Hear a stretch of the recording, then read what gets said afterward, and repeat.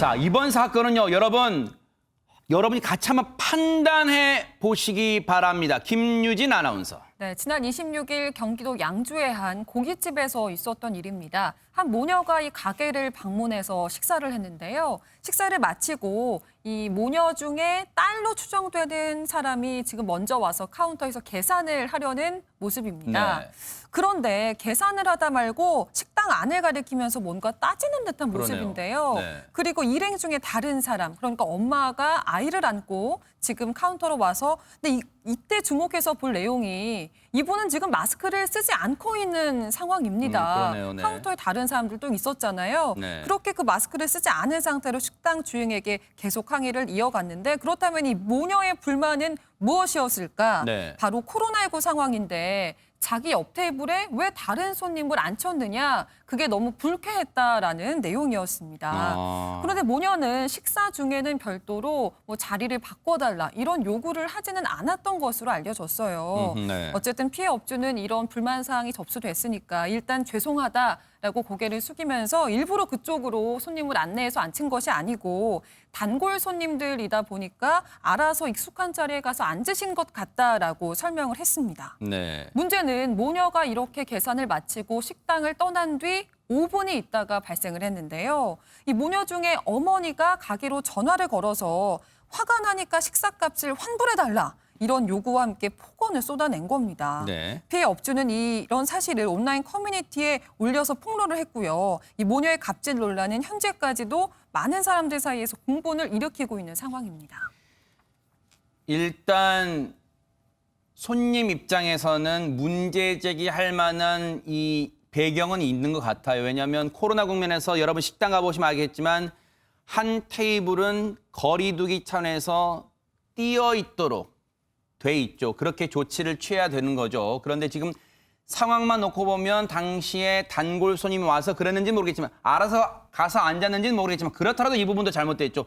업주분의 이 안내를 받아서 앉는 게 원칙이겠죠. 지금 상황에서는 어쨌든 이 부분에 이런 상황이 발생했는데 당시에 식사를 한 모녀는 가게를 나간 후 5분 뒤에 항의, 그런데 정중한 태도로 항의한 게 아니라 이런 상황이었답니다.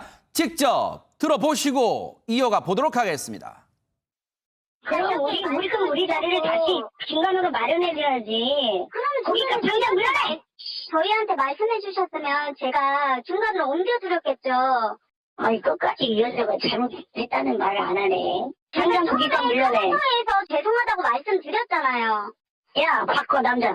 우리도 기분 나쁘게 서비스를 받았으니까 그러면 저희가 뭐 돈 10,000원이라도 깎아드릴게요. 이렇게 니네가 나왔어야지. 돈을 다 내신 것 때문에 기분이 나쁘셔서 이렇게 기분 나빠. 기분 나빠. 더럽게 무슨 서비스를 받았어 우리가. 옆에 늙은 것들이 와가지고 밥 먹는데 해방한 거밖에 더 됐어? 이게 단순하게 생각하네 이게. 야, 단대 톤데 너. 내가 언제 욕을 했어? 말을 했지. 아이씨가 여기야? 야, 아이씨가 여기야? 지금도 반말하시잖아요. 네가 나보다 나이가 어리잖아. 야, 네 소금 바꿔. 너 가구야? 니한테 왜 얘기해? 네가 사장인지 아닌지 어떻게 알아? 바꿔! 고깃값 붙여 다시. 가서 우리가 먹을 테니까. 최재범 교수님, 어떻게 이 상황을 받아들여야 할까요? 도저히 이해가 안 되네요. 문제가 있어서 예컨대 정말로 그 식당에 문제가 있어서 문제가 있다면 그 문제 제기는 할 수 있다고 저는 봅니다. 그러나 지금의 방식은 전혀 이해될 수 없는 상황이라는 저는 생각이 들어요. 문제가 있었으면 그 전에 얘기해서 문제를 해결하려고 요구를 했어야 되고요. 그리고 그 자리에서 마지막에 나오면서 또 한 번 사과를 했다잖아요. 그것도 만약에 문제가 있다고 하면 그 자리에서 문제를 제기했어야죠. 나와서 지금 그리고 두 번째는 문제가 되는 게 뭐냐면 대화하는 과정에 있어서 폭언이라는 생각이 들어요. 저거는 듣는 사람 입장에서는 그냥 정상적인 방법으로 문제를 제기했다라고 하면 어느 정도 식당 주인에 대한 잘못에 대해서 인정하는 부분이 있을 수 있을 텐데 지금 말하는 거 보면 거의 본인은 욕을 안 했다고 하지만 뭐 늙은 것들, 기분 나빠, 더럽고 그리고 남자 받고 이게 말이 됩니까? 단세포 이건 인격 단세포는 모독적 인격 발언이네요. 모독이죠. 네. 저런 발언들을 했다는 것 자체가 저는 문제라고 합니다. 너 과부냐 예를 들면 서방받고 이런 말을 어떻게 할 수 있습니까? 네. 이거는요 본인이 아무리 잘했더라도 저런 말 때문에 저는 이거는 인정될 수 없는 부분이라는 생각이 들어요. 저거는 저 말한 부분에 대해서는 저는 저 손님이라는 분이 사장한테 사과해야 한다고 생각합니다. 네. 그리고 만약에 본인이 정말 그게 문제라고 생각하고 그 문제에 대해서는 따로 문제를 제기할 수 있잖아요. 근데 항의하는 방식과 내용 자체가 받아들일 수 없는 부분이에요. 그래서 저는 이 손님이라는 분의 말도 정당성을 얻기 어렵다고 생각합니다. 피해 업주는 앞서 들은 것처럼 계속되는 폭언과 고성에도 비교적 침착하고 담담하게 대응을 이어갔습니다. 그런데 피해 업주한테요, 여기서 그치는 게 아니라 협박성 말까지 나왔다는데 마저 들어보시고 이어가 보도록 하겠습니다. 니네 있잖아 방역수칙 어겼다고 찌르면 너네 300만 원이야 몰라? 지금 협박하시는 겁니까? 협박하게 왜 했어 네가? 이게 어디다 대고 그냥 하면 어때 너까지 거의 나가지 없는 그냥 너 내가 예를 들어서 니네 집에서 먹은 고기 때문에 설사를 했어. 그럼 니네 걸리는 거야. 뭐 병원 가셔서 다 진료 받으시고 병원 뭐 그런 거 다 청구하세요 그러면. 하시면 또 터진 그게 말이야. 넌 내가 다음에 가서 너는 내가 그 카운터에서 너는 가만 안 놔둔다. 네, 그러세요. 터진 말 조심해라 해. 장윤미 변호사님, 정말 오싹합니다. 저 말들을 들으니까요. 그렇죠. 이 업주가 얼마나 놀랐으면 바로 응대하는 게 이거 지금 저 협박하는 거냐고 묻지 않습니까? 대묻잖아요. 이런 건 바로 형사적으로도 처벌받을 수 있는 협박입니다. 뭐라고 그랬습니까? 당신 내가 찔러서 300만 원 과태료 물게 할 거야. 나는 10만 원이면 끝나라고 했는데 실제로 그 식당은 이 방역 수칙을 또 지키고 있었다라고 해요. 칸막이가 다 설치가 돼 있었다라고 하고 아까도 CCTV 화면으로 보셨겠지만 이 모녀 중에 한 명은 마스크를 제대로 착용하고 있지 않았습니다. 아이를 들고 있으면서까지요. 그렇기 때문에 이런 막말 정말 용납할 수가 없는 부분이고 이 막말로 끝난 것이 아니라 또 협박성 문자까지 계속 전송을 합니다. 정말 입에 담을 수도 없는 가난한 XX들 협박하면 대체 얼마를 나한테 줄 거냐. 나는 10만 원으로 끝날 수 있지만 당신들 300만 원 내야 된다. 그리고 나와의 싸움의 끝은 비극이란 걸 명심해라라고 했는데 본인이 한 말이 결국에는 본인에게 돌아가게 생겼습니다.